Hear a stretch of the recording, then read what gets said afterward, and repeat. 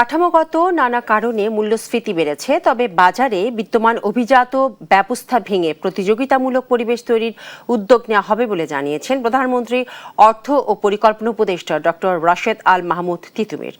রাজস্ব সক্ষমতা বাড়াতে এবং অর্থনীতিকে আরও টেকসই ভিত্তির ওপর দাঁড় করাতে 7% নিচে থাকা কর জিডিপি অনুপাত 2030 সালের মধ্যে 10% নেওয়ার কথা জানান উপদেষ্টা। রাজধানীর বিএফডিসিতে ডিবেট ফর ডেমোক্রেসির আয়োজনে অনুষ্ঠিত হয় বাজেটে মূল্যস্ফীতি নিয়ন্ত্রণের চ্যালেঞ্জ শীর্ষক ছায়া সংসদ। বিতর্কে সরকারি দলের ভূমিকায় অংশ নেয় মাওলানা ভাসানী বিজ্ঞান ও প্রযুক্তি বিশ্ববিদ্যালয় এবং বিরোধী দলের ভূমিকায় ছিল জাতীয় বস্ত্র প্রকৌশল ও গবেষণা ইনস্টিটিউট।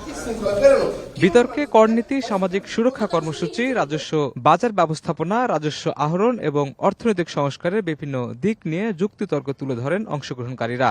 আলোচনার শেষে প্রধানমন্ত্রীর অর্থ পরিকল্পনা উপদেষ্টা অধ্যাপক ডক্টর রাশেদ আল তিতুমির বলেন, কেন্দ্রীয় ব্যাংকের নতুন টাকা ছাপানোর সঙ্গে সরকারের সরাসরি কোনো সম্পৃক্ততা নেই। কেন্দ্রীয় ব্যাংক তার নিজস্ব কায়দায় এবং পদ্ধতিতে তার নীতি সুধার এবং মুদ্রা সরবরাহ নির্ধারণ করে থাকে, এবং সেই জন্যেই কেউ যদি কোনো গাল গল্প তৈরি করেন যে নতুন টাকা ছাপানো হয়েছে, সেটা একটা গল্প।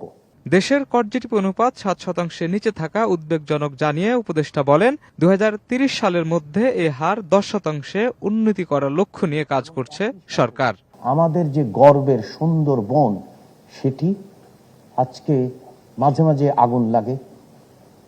লবণাক্ততা এত বেড়েছে, বিশেষ করে উপকূলীয় অঞ্চলের 21টি জেলায়। সেখান থেকে সেটার ক্ষেত্রে আমরা মনে করি পদ্মা ব্যারেজ এবং একই সঙ্গে বরেন্দ্র অঞ্চলের একটা বৈপ্লবিক পরিবর্তন হওয়া দরকার। তার মানে সমন্বিত সর্বজনীন উন্নয়ন ঘটা দরকার।